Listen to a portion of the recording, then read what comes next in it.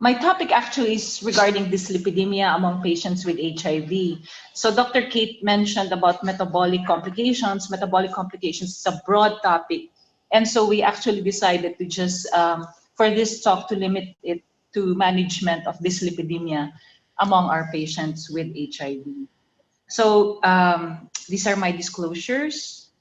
And the objectives of this lecture are the following. At the end of the presentation, participants should be able to describe the risk factors for CVD. CVD is cardiovascular diseases among HIV patients, and to describe step-by-step guide for the evaluation and management of dyslipidemia in patients infected with HIV. Okay, next slide, please. There. So post-ART era. So we are now in the post-ART era. Most of our patients diagnosed with HIV are immediately started on antiretroviral treatment. But a decade earlier, in resource-rich countries, they were able to use ART. And now they are seeing that the annual mortality of patients living with HIV has decreased to less than 2% due to effective treatment. Patients in these countries are now dying from non-AIDS related events such as cardiovascular diseases, surpassing deaths due to opportunistic infections. Although we still cannot appreciate this in our setting, we anticipate that this will be a trend in the future and that CVD will eventually be the leading cause of morbidity and mortality among our patients with HIV. More and more studies all over the world now show that HIV infection is associated with an excess risk of cardiovascular disease, including acute MI, other ischemic heart disease, and coronary atherosclerosis. And patients with HIV infection are observed to have 1.5 to 2-fold increase in the rate of cardiovascular events as compared to the general population. So in the latest WHO treatment guidelines, and this was published in 2016, it was mentioned that large cohort studies have confirmed that the risk of both myocardial infarction and cerebrovascular disease is 40 to 70% higher among people with HIV than among age and gender matched HIV uninfected controls. And this association has been reported both in people on ART and patients who are not yet on treatment, among adults, adolescents, and children. So since our patients now live longer with availability of antiretroviral treatment, it is very important for us HIV clinicians to identify and initiate preventive interventions, since most patients would eventually warrant treatment of modifiable risk factors for CVD. So here, table 4, several factors have been identified to increase cardiovascular risk among patients with HIV. So among patients with HIV, dyslipidemia, insulin resistance, body habitus changes like lipoatrophy associated with HIV and use of certain antiretroviral drugs, increased prevalence of smoking, and prolongation of survival due to effective ART are factors identified to increase the risk of cardiovascular disease. The degree to which each risk factor contributes to the elevated risk of cardiovascular disease in the HIV population remain an active area of investigation. On the other hand, if you look at the column, decreasing cardiovascular risk, effective control of viral replication through effective ART has been shown to have beneficial effects in decreasing incidence of myocardial infarction. So use of ART in suppressing viral replication reduces inflammatory markers and immune reactivation that have been implicated as triggers for an inflammatory state predisposing patients to have cardiovascular diseases. And there are now newer ARVs that have more favorable effect on metabolic and morphological changes of body habitus compared to the earlier ARVs. HIV providers are also now more aggressive in assessing risk for CVD and initiating measures to modify risk factors, including provision of treatment for hyperlipidemia. So these factors are identified to decrease the risk for cardiovascular diseases among HIV patients. Okay, we'll go to the next there. So we all know that certain antiretroviral agents have been associated with greater risk of cardiovascular events, such as older generation protease inhibitors. Indinavir and lopinavir ritonavir have been identified. Although indinavir is not part of the current treatment guidelines in the Philippines, lopinavir-ritonavir is still part of the second-line ART regimen in the country. Lopinavir-ritonavir has been known to increase the levels of total cholesterol, LDLC, and triglycerides among patients taking this medication. Next slide. There. How about other ARVs?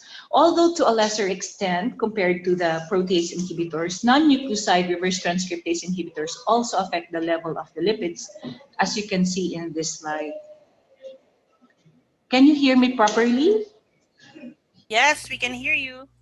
Okay.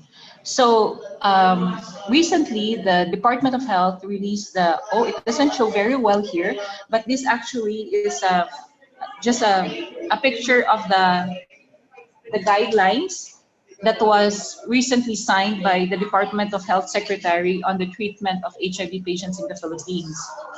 And efavirenz is still the NNRTI component for the first-line ART regimen, and lopinavir-ritonavir is still the PI, or the protease inhibitor component of the second-line ART regimen. Okay. In the same guideline from the Department of Health, there is now provision to, it doesn't also show well here in the screen, but there's already a provision to monitor for ARV toxicity, including assessment of lipid profile within 6 months of starting antiretroviral treatment, then every 12 months or as needed. There. So what is dyslipidemia? Dyslipidemia refers to any abnormal serum lipid level. Okay? Although there are many different lipid particles, the cornerstone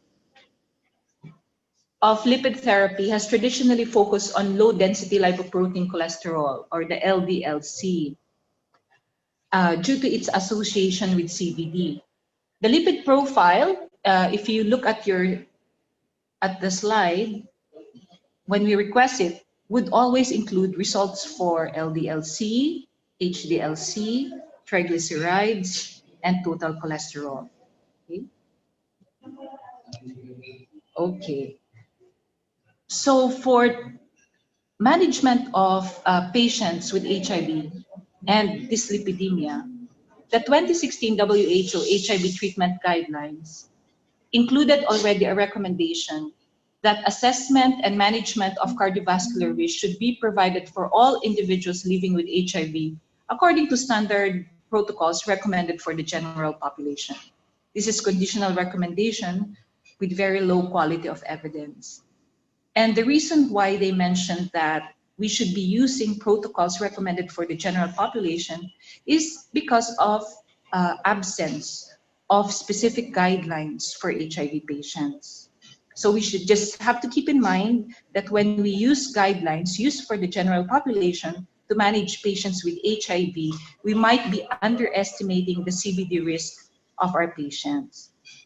So because of unavailability of recommendations specific for the HIV population, a group of HIV experts based in the US published an article, Management of Lipid Disorders in Patients Living with HIV, with the objective of providing guidance for the diagnosis and management of dyslipidemia to the clinicians taking care of patients with the disease. Okay, so this shows how we should go about assessing patients for CVD risk and how to manage patients with this risk. So the authors propose a step-by-step guide for the evaluation and management of dyslipidemia in patients infected with HIV, starting with step 1, which is to assess cardiovascular risk and presence of metabolic syndrome according to the National Cholesterol Education Program Adult Treatment Panel 3, or the NCEP-ATP3. And then we should be able to classify our patients into any of the 5 risk groups: the very high risk, the moderate high risk, moderate risk, low risk. So risk stratification is needed to determine the treatment options and targets for LDL-C, aiming for lower targets for those with the greatest risk. Okay. In the same article, Meyerson et al. Provided a table on how to determine the risk category of HIV patients based on clinical and laboratory parameters. And earlier, Dr. Kate provided a case, no? So this case is a 32-year-old male with 5-year history of intake of LTE or lamivudine tenofovir efavirenz, an LDL of 150, and triglycerides of 230. And if we look at the coronary heart disease risk classification, our patient will probably fall into either a moderate risk or low risk. The very high risk patients and the high risk patients usually have coronary heart disease. They already have CVD. Some of them will have diabetes. So it's very important for us also to ask this patient, this 32-year-old male, if he has diabetes, strong history of heart disease, if he has hypertension, and also if he is smoking. So this information will be needed to determine the risk of these patients and what interventions we can provide to this patient. Okay, so since we don't have a lot of time to discuss the table, I suggest that you actually download this paper of Meyerson and go through the details of the table. And the authors actually suggested that until specific risk predictors and scores are validated for patients with HIV, we could consider increasing one risk category for patients with HIV. Okay, and it's also very important that we have to determine if patients have metabolic syndrome. So this is a table showing the components of metabolic syndrome, usually looking up at the abdominal obesity, so waist circumference measurement using inches. So you see on the table that for Asians, the waist circumference is actually less, no? 32 inches for women, 35 inches for males. No? And HDLC levels, triglyceride levels, blood pressure, and fasting blood sugar. Our patient doesn't look, the patient that Dr. Kate presented doesn't seem to qualify as a case with a metabolic syndrome. So just also be aware that there are mobile apps that can be used to estimate the risk of CVD. These apps may be more convenient for physicians to use for assessing the risk of the patients. And these apps also provide therapeutic options for hyperlipidemia as well as targets to be monitored. Okay, so after assessing the CVD risk of a patient, step 2 is to establish the LDLC targets of therapy based on the risk category of the patient, aiming for lower targets for those with greater risk for cardiovascular disease. So we were discussing the case presented by Dr. Kate, and it looks like this patient would probably have either a moderate or a low risk. So the target LDL is around less than 130 milligrams per DL. Okay. So the NCEP-ATP3 recommendation states that if a patient, like the case presented, showing an elevated triglycerides and LDL, will come to us, the priority is to manage the elevated LDLC. Unless triglyceride is high at 500 milligrams per DL at baseline, then the first priority is to treat the triglyceride elevation to prevent pancreatitis. After triglycerides are below 500 milligrams per DL, then we evaluate the LDLC for appropriate management as indicated. Okay, so step 3 is now laboratory evaluation. So the core of lipid exam consists of fasting total cholesterol, calculated LDLC, HDLC, and triglycerides. So when triglycerides are greater than 400 milligrams per DL, the calculation for LDLC is inaccurate. So it's important for us to correct the levels of triglycerides and then recheck the LDLC. Okay. Now, for step 4, which is clinical intervention, first, everyone should have therapeutic lifestyle change. So it should be advised for all patients regardless of their level of risk. So we should inform our patients to take less saturated fats. So it should be less than 7% of the total caloric intake. And the intake of cholesterol should be less than 200 milligrams per day. And studies have shown that referral to a nutritionist will also be helpful for patients who are being managed for elevated CVD risk.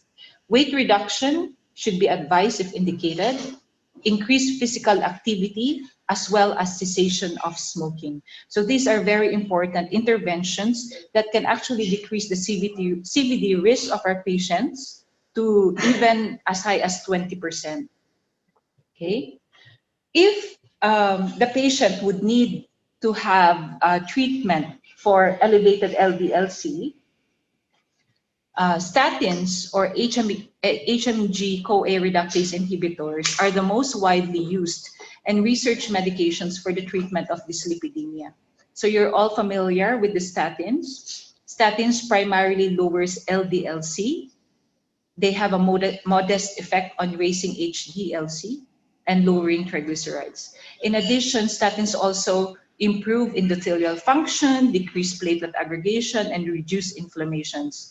And they have been proven to decrease the risk of MI by 20 to 30% among patients with increased risk for CVD, although this is in the general population. So it's important for us to know also the drug interaction of statins with the antiretroviral treatment being provided to our patients. Ritonavir, which is the medication that is used with lopinavir for second-line ART treatment in the Philippines, is a potent inhibitor of cytochrome P453A isoenzymes, or the CYP3A4. And it's usually used as an enhancer for other PIs. So there are certain statins like lovastatin, simvastatin that have extensive first-pass metabolism by CYP3A in the liver and should not be used with protease inhibitors. So please remember that. Simvastatin, lopinavir, ritonavir should not be given together.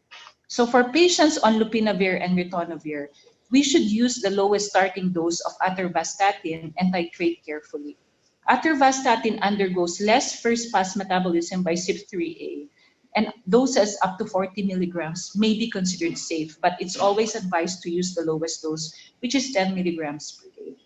So the FDA recommends a maximum dose of rosuvastatin of 10 milligrams per day when we administer this medication with lopinavir. Okay, so I think that's what's important for us to remember, since we don't really have a lot of protease inhibitors in the country. Some statins may also have significant drug-drug interactions with NNRTI. So please refer to the column on the right side. And this can result to either an increase or decreased lipid-lowering efficacy. Nevirapine is a selective inducer of CYP3A, and efavirenz is a mixed inducer inhibitor of CYP3A. So efavirenz can actually decrease the available dose of simvastatin and atorvastatin, and higher doses of these statins may be required to achieve target lipid levels. Okay, so it's very important to monitor side effects of statins. We might need to do baseline AST/ALT before starting statin. If normal, we can begin statin therapy and then repeat AST/ALT in 1 month. If baseline or follow-up AST/ALT are elevated, we have to check the level. If it's less than 3 times the upper limit of normal, we check the bilirubin. If bilirubin is normal and we assume that patient has non-alcoholic fatty liver disease, then statin can be safely initiated. However, if bilirubin is elevated, then we should not start statin. If baseline or follow-up AST and ALT are more than 3 times the upper limit of normal, then statin therapy should not be initiated until further workup is performed. So other symptoms associated with statin treatment are muscle soreness, neurologic concerns, and diabetes, and should be monitored while patients are on statin treatment.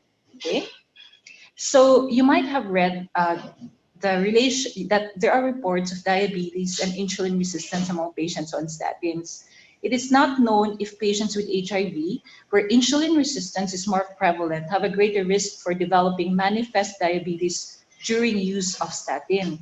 So it is recommended to assess for risk of developing diabetes prior to starting a statin and to monitor for changes in the blood glucose and HbA1c while on treatment with statins. Okay.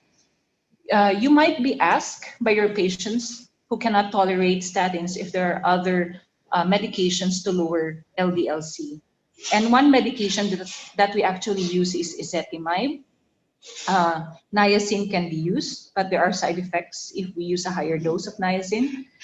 Bile acid sequestrants like cholestyramine, it's not actually recommended for HIV patients because of the possible concern of reduction in absorption of antiretroviral drugs during treatment with the bile acid sequestrant. So an option would be ezetimibe for patients who cannot tolerate statins.